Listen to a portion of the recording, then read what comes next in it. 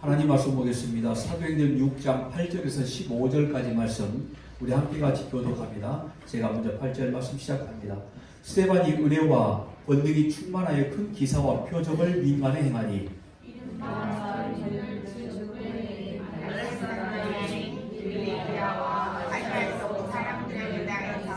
어떤 자들이 일어나 스데반과 더불어 논쟁하였으되 스데반이 지혜와 성령으로 말함을 그들이 능히 당하지 못하여 사람들을 매수하여 말하게 하되 이 사람들이 모세와 하나님을 모독하는 말을 하는 것을 우리가 들었노라 하게 하고 백성과 장로와 서기관들을 충동시켜 와서 잡아가지고 공회에 이르러 거짓 증인들을 세우니 이르되 이 사람이 이 거룩한 곳과 율법을 거슬러 말하기를 하지 아니하느니라. 그의 말에 이 낯선 예수가 이곳을 홀고 또 모세가 우리에게 전하여 준 규례를 고치겠다 함을 우리가 들었노라 하거늘 공회 중에 앉은 사람들이 다 스데반을 주목하여 보니 그 얼굴이 천사의 얼굴과 같더라. 아멘. 공회 중에 앉은 사람들이 다 스데반을 주목하여 보니 그 얼굴이 천사의 얼굴과 같더라. 사실 지금 스데반과 지금 대적하고 있는 자들이 바라보는 스데반의 얼굴이었습니다. 스데반은 하나님의 말씀을 선포하면서 그 많은 사람들이 그들의 마음에 분노가 일기 시작을 했고 어떻게 저와 저들과 이 스데반과 함께 이야기를 하면서 어떻게 감히 낯선 예수 그리스도의 복음을 선포할까? 어떻게 모세의 율법을 무시할까? 어떻게 하나님의 성전에서 이 거룩한 곳에서 이렇게 말도 안 되는 이야기를 할까? 마음에 분이 가득 차 있는 자들의 모습이 오늘 본문에 기록되어 있는데 그들이 스데반을 봤는데 뭐라고요? 그 얼굴이 천사의 얼굴과 같더라. 싸움하고 있는 이런 상황이거든요. 지금 논쟁했다고 이렇게 말씀하고 있으니까. 근데 싸움을 하는데 스데반은 지금 우리가 천사의 얼굴 그러면은 딱 연상되어지는 게 어떤 겁니까? 아주 순진무구하고 웃고 있는 얼굴. 뭐 이렇게 한번 생각을 한번 해봅시다. 한쪽에는 지금 열이 팍팍 받쳐가지고 지금 소리소리 지르고 있는데 한쪽에는 싱글싱글 웃으면서 지금 대답하고 있어요. 누가 이긴 거예요? 웃고 있는 사람들이 이긴 거겠죠. 스데반이. 자, 오늘 이 설교를 통해서 스데반의 이야기를 제가 몇 주 동안 할 예정입니다. 여러분, 성경을 읽는다는 건 뭐라고 그랬죠? 우리가 하나님의 말씀을 본다. 어떻게 우리가 성경을 본다고 했습니까?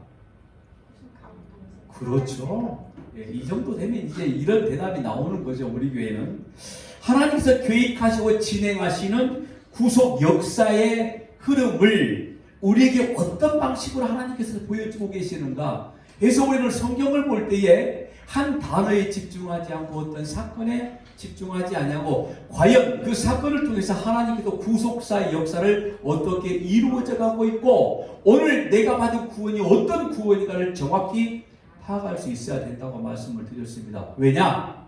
성경은 구속에 관한 이야기를 하고 있기 때문에 그렇다는 거죠. 물론 우리가 어떤 조각난 주제적인 설교를 통해서 우리의 삶에 어떤 유익이 있을 수도 있을 겁니다. 다만 우리의 삶에 깨달음이 있을 수도 있겠죠. 그런데 여러분, 그러기 위해서 우리가 성경을 읽는 건 아닙니다. 그러기 위해서 여러분들이 설교를 듣는 것도 아니죠. 사실은 여러 가지 사건들, 여러 가지 주제가 등장하고 여러 가지 사건들이 다 등장하고 있는 것은 결국에는 우리가 뭐라고 그랬죠? 소품이다. 그것은 하나님의 구속 역사를 보여주기 위한 하나님의 소품들, 도구들이다.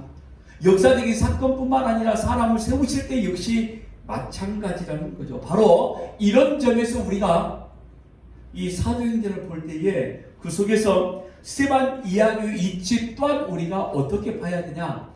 하나님의 구원 역사를 어떻게 이루어져 가고 있는가? 우리가 이걸 봐야 된다는 말씀을 하는 겁니다. 자, 여러분, 하나님께서 신약의 첫 시대에 어떻게 교회를 세워져 가고 계신가를 우리는 성경을 통해서 알 수 있게 되어지고 하나님의 백성인 우리가 이 교회의 한 공회원 일원으로서 어떻게 교회를 바라봐야 할지 더 나아가서는 구속사적 관점에서 오늘 내가 그리고 우리 숨교회가 어떻게 세워져 가야 할 것인가를 우리가 성경을 통해서 볼 수 있는데, 특별히 사도행전, 우리가 교회행전, 성령행전이라는 이 사도행전을 통해서 확실한 숨교회의 방향이 보여진다는 거죠. 그리고 오늘 저와 여러분의 방향이 보여지는 겁니다. 자, 오늘 이 사건의 의미를 한번 보자고요. 본문이 기록하고 있는. 자, 스데반이 누굽니까?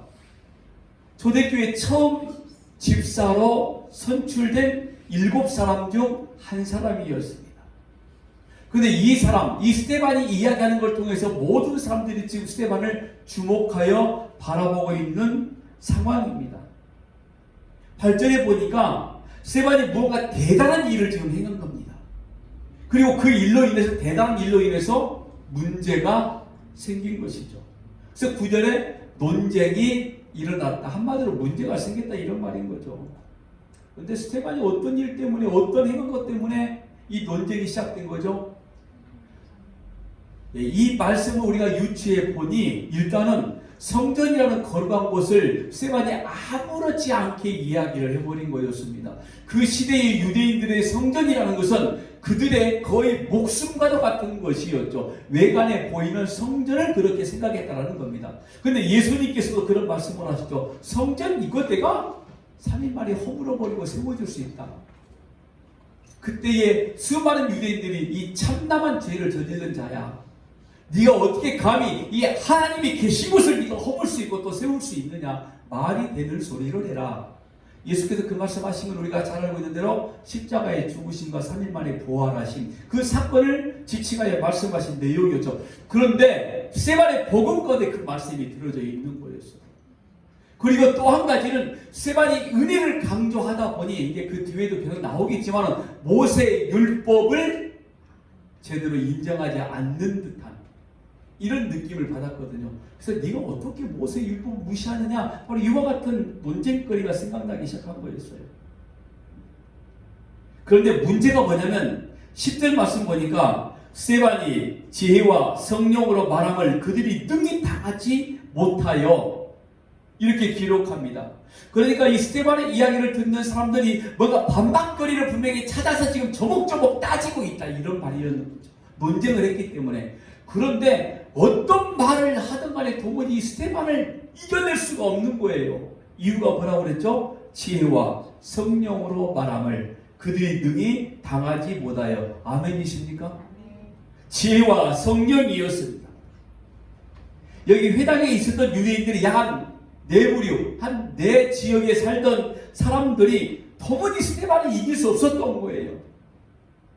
유대인이었다 그러면 분명히 율법에 나름의 능통한 자들이었음에도 불구하고 그들이 가지고 있는 지혜로 만만치 않았을 것이었는데도 불구하고 도무지 스데반을 당해내지 못하더라. 야, 갑자기 부러운 생각이 드는 거예요.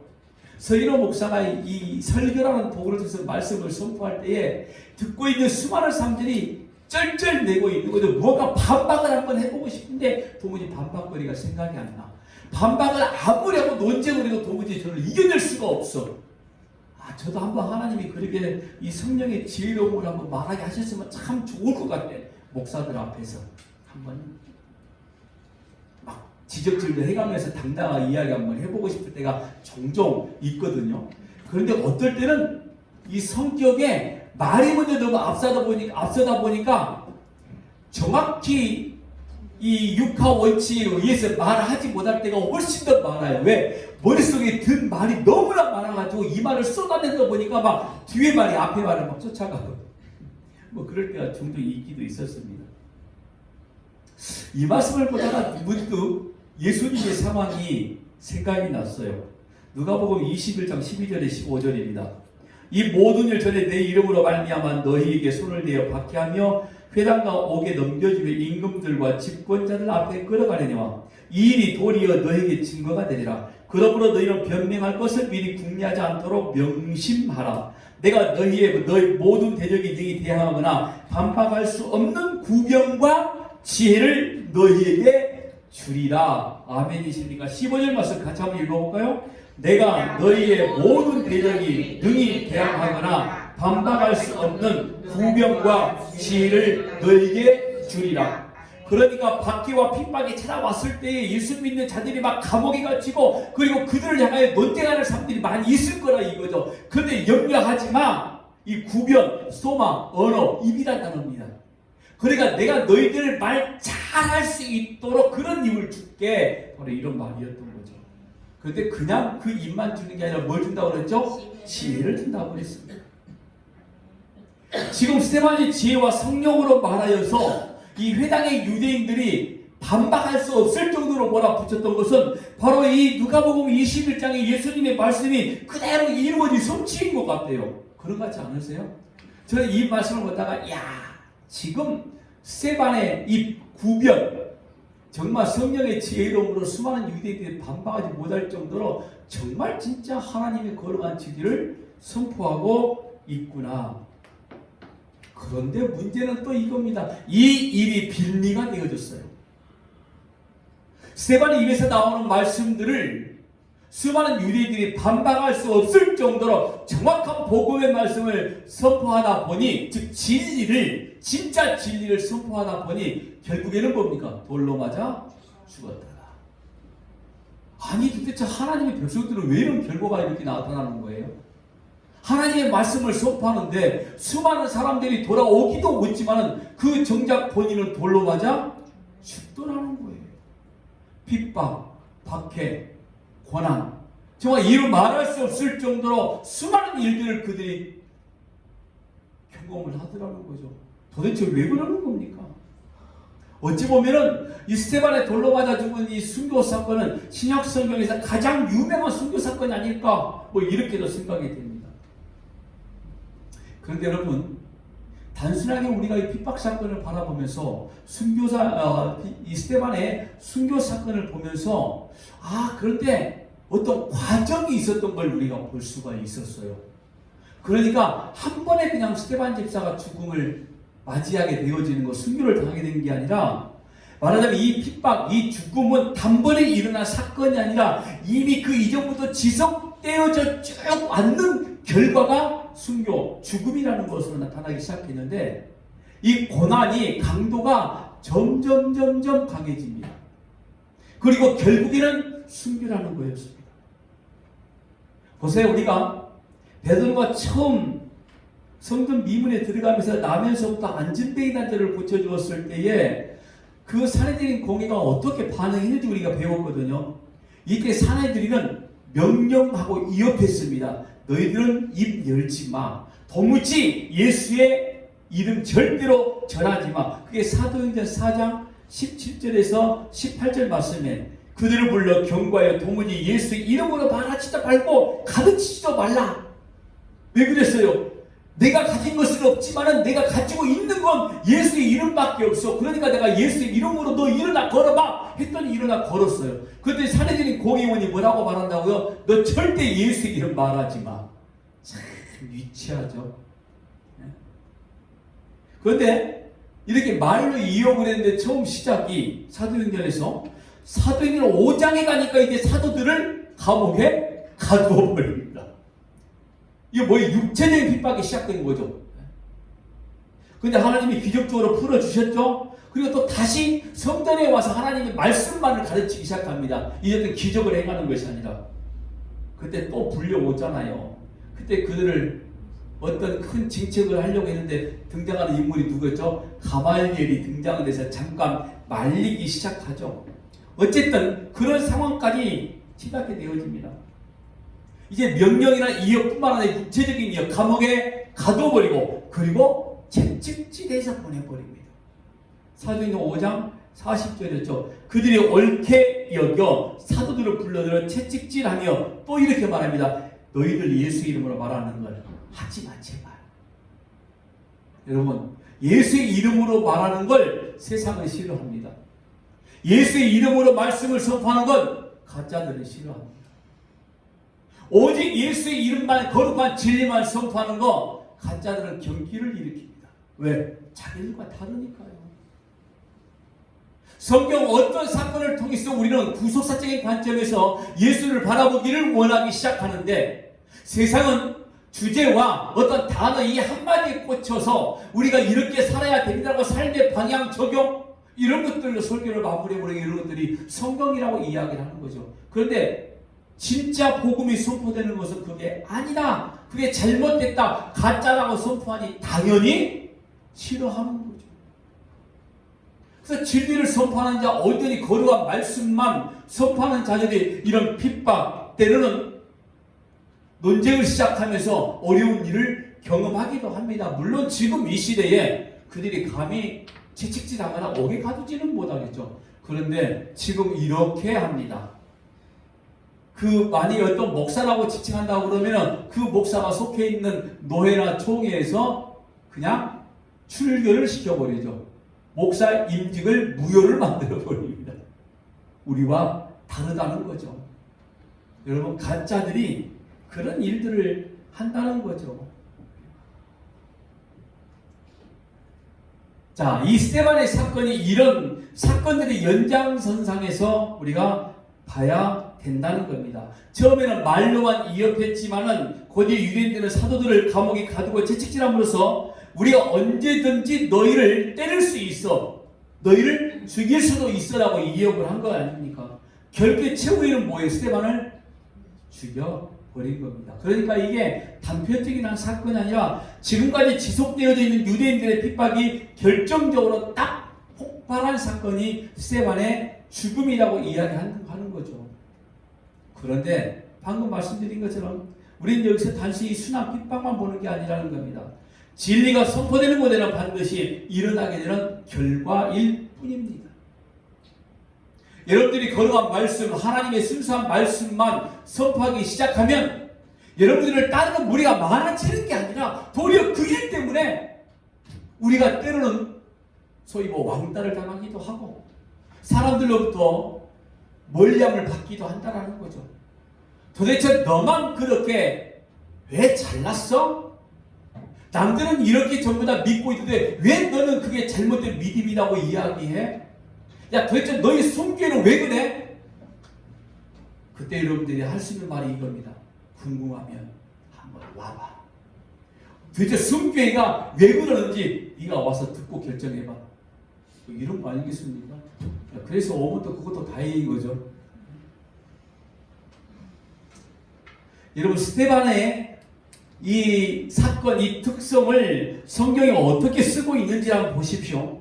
그가 옳은지, 그를 죽이고 있는 유대인이 옳은지를 분명히 우리가 알 수 있는데 이미 우리가 알고 있는 정답이지만 사도행전 6장을 보면 스데반이 어떤 사람이었는지를 서너 번에 걸쳐서 설명하고 있는 단어들이 있습니다. 여기에 우리가 주목할 필요가 있습니다.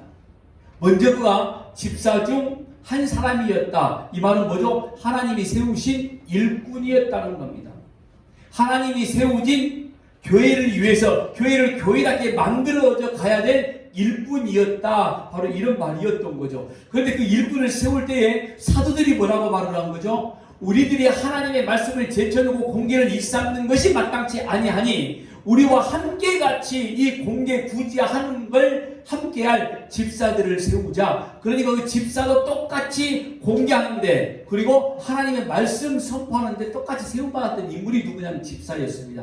그래서 스데반이 사람들 앞에서 유대인 앞에서 하나님의 말씀을 선포하는 것이었죠. 먼저 이 특성을 우리가 기억해야 됩니다. 집사는 하나님의 말씀을 선포하는 자입니다. 목사만 하는 게 아닙니다. 그리고 공개, 구제, 나눔 이런 모든 일들도 집사가 하는 일이다.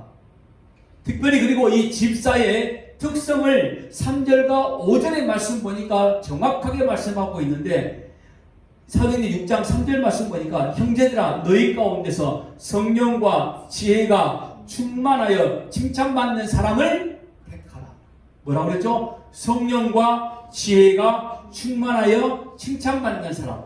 그리고 사도행전 6장 5절에 말씀합니다. 온 무리가 이 말을 기뻐하여 믿음과 성령이 충만한 사람, 그리고 7사람의 이름이 딱 등장하는 거죠.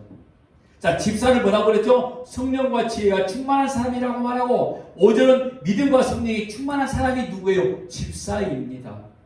그리고 오늘 본문에서도 스데반을 설명하기로 8절에 뭐라고 그랬죠? 은혜와 권능이 충만한 사람이었다.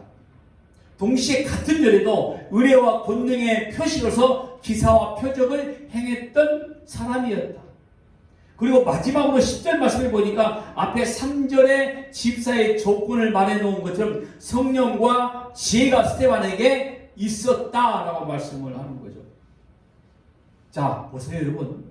그러니까 스데반 개인에게 하나에 나오는 것을 이 성령과 지혜, 권능, 능력, 은혜 이런 모든 것들이 지금 등장하기 시작하는 거죠.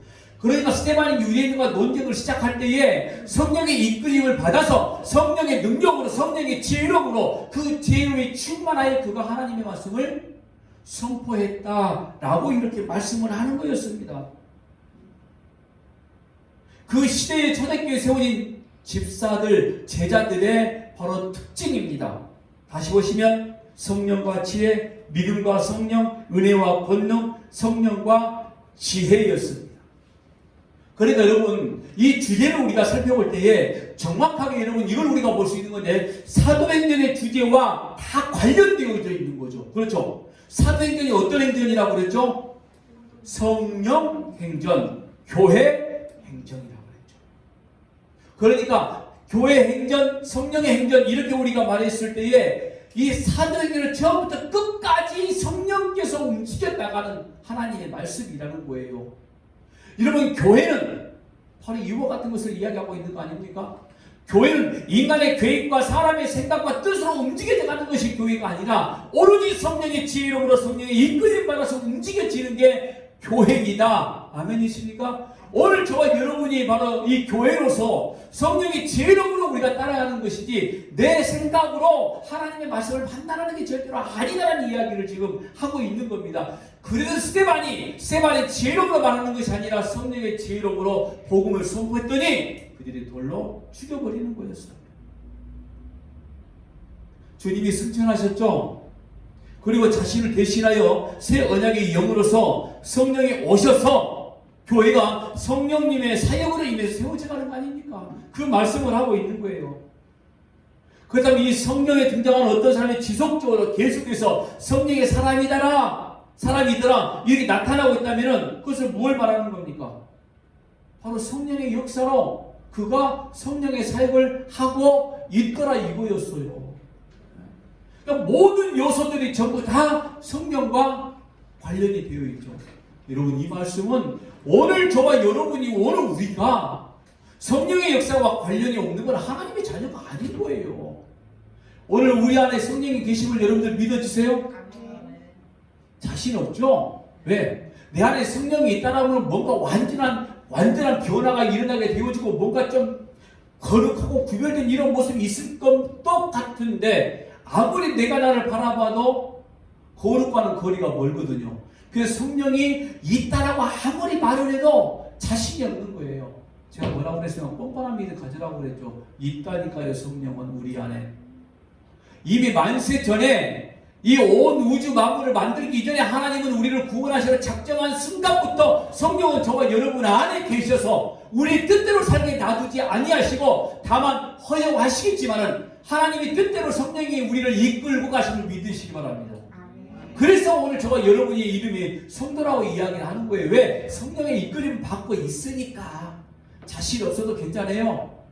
뻔뻔해도 상관이 없어요. 우리는 사실 늘 면목없는 믿음으로 있다가 살아가는 존재이기 때문에 야, 나 같은 사람에게도 하나님이 성령에다 이끌어 가시는구나. 그냥 거기에 감사하면 되는 거예요. 세워진 스데반이 성령의 사람이었다는 것은 그가 바로 이 교회를 세워져 나가는데 성령은 사역의 도구로서 성령께서 교회를 움직여져 간다는 사실입니다. 그런데 그 성령은 우리가 기도해서 어떤 떨어진 걸 주워받고 주워담고 이런 게 아니에요. 이 성령의 역사를 정말 강력하게 알았던 어떤 한 분은 성령을 맨날 받아야 된다라고 이야기를 했어. 그래서 기도하면 성령을 받고 기도 안 하면 성령이 나간대. 그러니까 기도로 늘 충만해야 성령이 우리 안에 있대. 그래서 이단 소리를 들었잖아요. 성령은 내가 기도해서 얻어지고 받아지는 거 아니에요. 성령은 늘 우리 안에 계신다 이런 말인 거죠. 그런데 우리가 기도했을 때 성령이 내 안에 계시고 그때 깨닫고 아 성령이 계셨군요.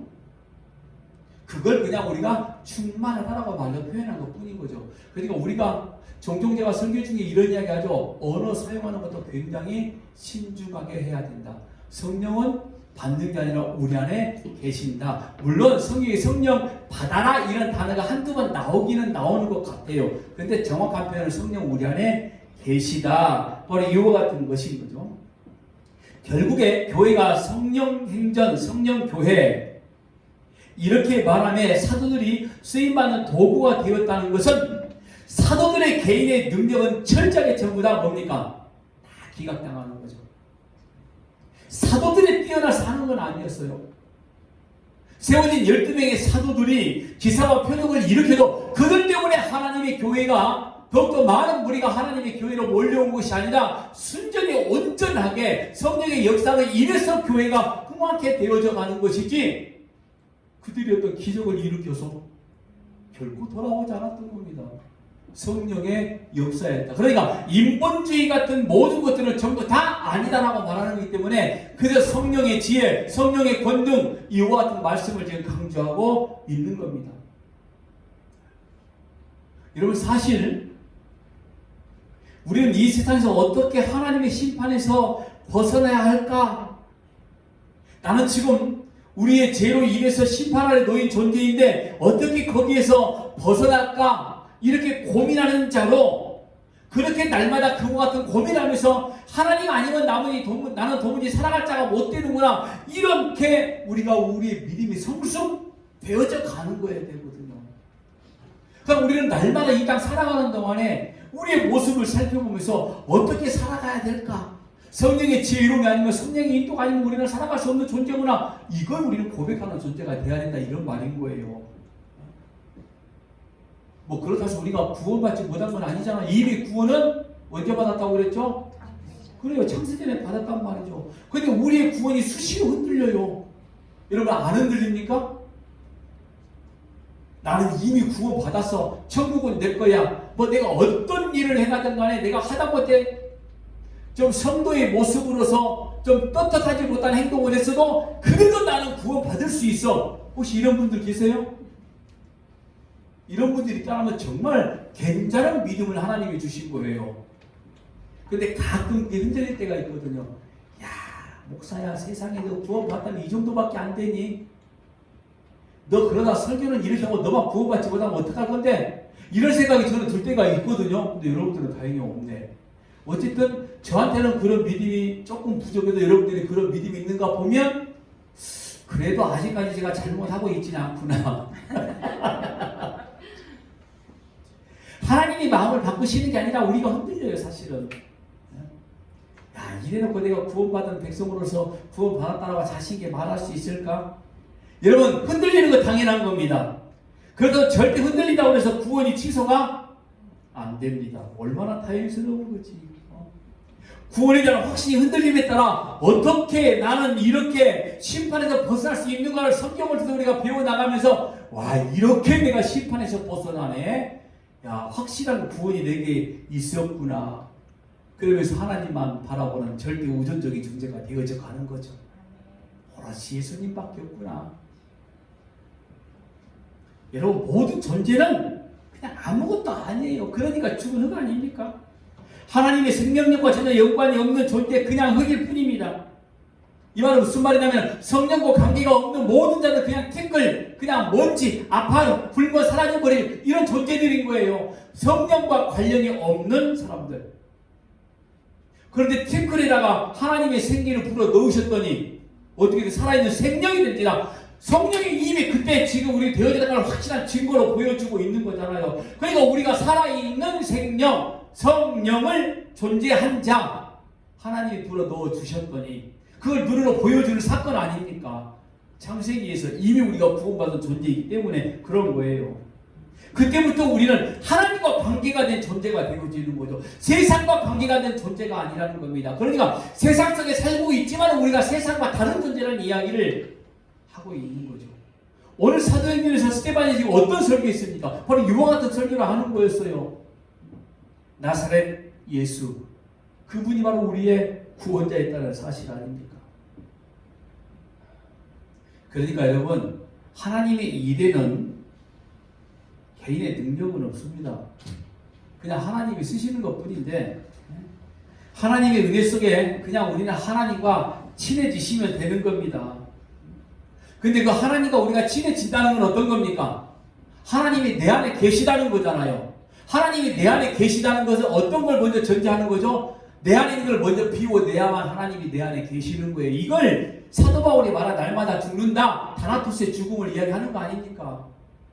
하나님이 나와 함께 동행하신다, 임마누엘 하신다. 이 고백은 내 안에 있는 것들을 비워내지 아니하고는, 내 속에 있는 것들을 다 내어놓지 않고는 절대로 하나님이 나와 함께 동행하지 못해요. 먼저 네 생각 먼저 내려놔. 내 뜻대로 네가 움직이는 존재가 돼야 돼. 라고 이렇게 하나님께서 말씀하신다 이거예요. 왠지 아세요? 인간은 본질상 이 진노의 자녀이기 때문에 하나님을 사랑할 수 없는 존재라, 이런 말인 거죠. 오직 있으면 율법으로 하나님의 영광을 이룰 자가 하나도 없다라고 말했을까요? 아무리 좋은 선한 착한 행동이 나타난다 할지라도 결국 그것이 하나님의 영광을 이루지 못한다, 이런 말인 거예요. 하물며 율법을 지키고 있는 자들에게도 이와 같은 말씀이 선포되는데, 하물며 율법도 제대로 모르는 우리. 그래서 우리는 그냥 아무 생각 없이 예수의 은혜만 붙잡는 겁니다. 나와 함께 통행하신 성령의 은혜만 붙잡는 거예요. 그리고 하나님이 기뻐하신 삶이 무엇인가를 고민하기 시작하는 거죠. 그것도 하나님이 또 바꿔주십니다. 우리 신앙 고백이 그래서 이렇게 터져 나올 거예요. 나는 은도 없어, 금도 없어, 아무것도 없다. 근데 내가 가지고 있는 유일한 딱 한 가지, 예수밖에 없어. 거기까지 하나님이 오늘 저와 여러분을 밀어붙이실 겁니다. 계속 그렇게 밀어붙이셔서 그 하나님을 선포하게끔 만드신다는 거죠. 오늘 그 자리에 서 있는 저와 여러분, 하나님의 말씀으로만 묻장하는 저와 여러분 되시기를 바랍니다. 그리고 여러분, 하나 더 보면은 스데반이 회당 사람들에게 모함을 당할 때 그 모습을 한번 우리가 살펴보자고요. 여러분, 성경에 익숙한 사람에게는 무언가 또 오를 수밖에 없는 그런 상황이었습니다. 스데반이 어떤 식으로 반대를 당하고 있는지 11절, 13절을 통해서 우리가 보면 알고 있는데, 유대인들은 자기가 논쟁으로 스데반을 이기지 못하자 모함을 하기 시작하죠. 이 특성이 어떤 사건을 또 연상하게 만들어주는 거죠. 10장, 10절, 11절, 13절 말씀 보세요. 스데반이 지혜와 성령으로 말함을 그들이 능히 당하지 못하여 사람들을 매수하여 말하게 하되, 어디서 들어봤죠? 네?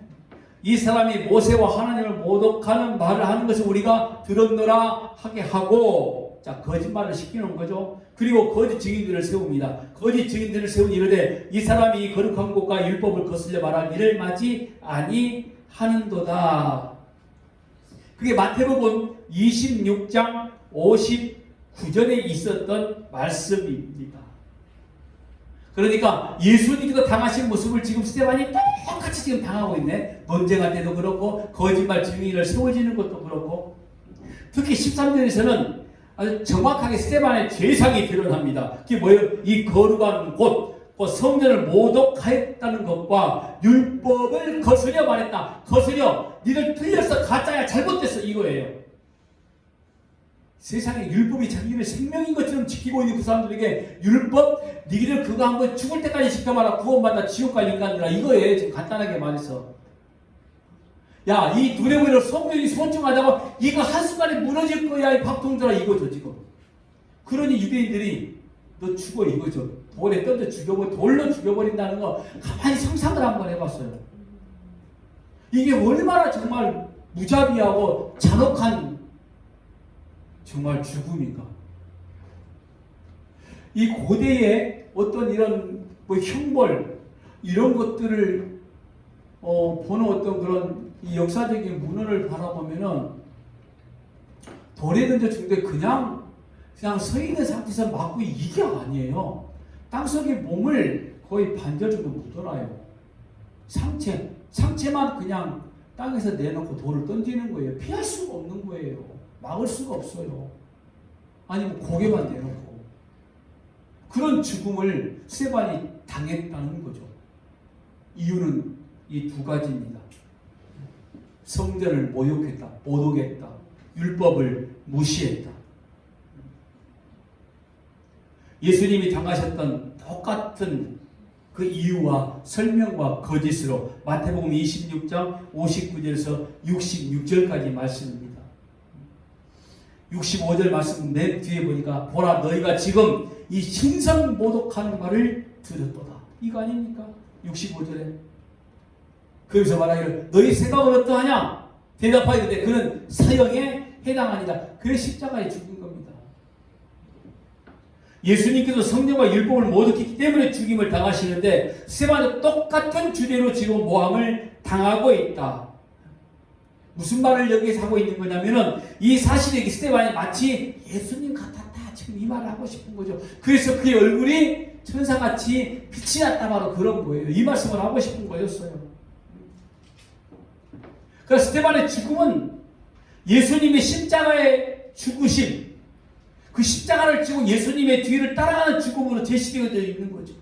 그렇기 때문에 스테반은 예수님처럼 억울하게 모함을 당하여 죽임을 당하고 심지어 죽을 때 예수님이 십자가에 하셨던 말과 똑같은 또 말을 해요. 스테반이. 왜 사도행전에 누가는 이와 같은 내용들을 듣고 이렇게 기록해 놓았느냐? 사도행전 7장 60절 말씀 보세요. 무릎을 꿇고 크게 불러 이르되 주여 이 죄를 그들에게 돌리지 마옵소서. 예수님께서 마지막 가상 치는 중에 한마디가 무슨 말입니까? 하나님 저들이 저들의 죄를 알지 못해요. 똑같은 거죠 지금. 그들에게 돌리지 말라는 거.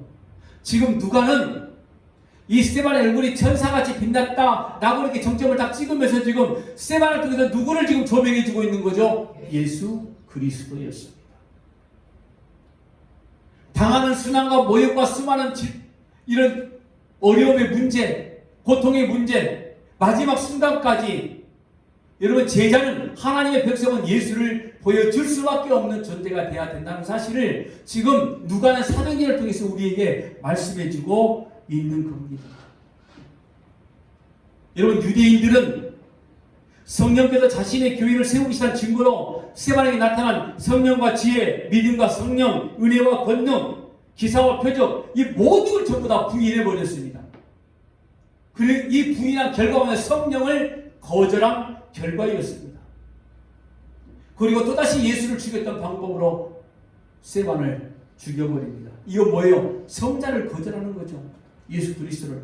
이로 인하여 성부 하나님을 멸시한 겁니다. 그러니까 유대인들이 지은 죄는 이겁니다. 성부, 즉 삼위일체 성령, 성자, 그리고 성부 하나님을 전부 다 멸시, 모멸해버린 결과였어요.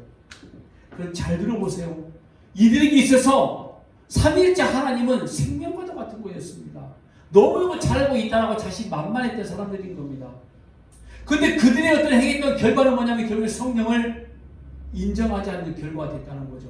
우리가 입에서 아무리 성령 하나님에 대해서 떠들어도 성령의 역사, 성령의 은혜, 성령의 지혜를 아무리 떠들어도 그 성령을 한낱 어떤 에너지와 같은 힘으로 여겨버리고 우리의 문제를 해결하는 어떤 존재를 여기고 있다면 오늘 저와 여러분은 지금 성령을 지금 모욕하고 있는 거예요. 누구처럼요? 유대인들처럼.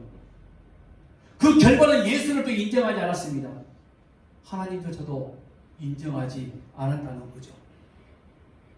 성령 하나님을 오해하는 거 지금 이 시대에도 아주 너무나 많이 비일비재하게 일어나고 있는 사건들 중에 한 가지입니다. 하나님을, 성령 하나님을, 삼위일체 하나님을 감히 우리의 어떤 인간의 삶을 도우시는 어떤 도구로 우리가 전락해버렸다고 그러면은 우리는 엄청난 죄를 짓고 있는 거예요 지금. 굳이 지금 누가는 사도행전 이 스테반 집사의 순교를 통해서 이와 같은 사실을 우리에게 지금 보여주고 있다라는 것.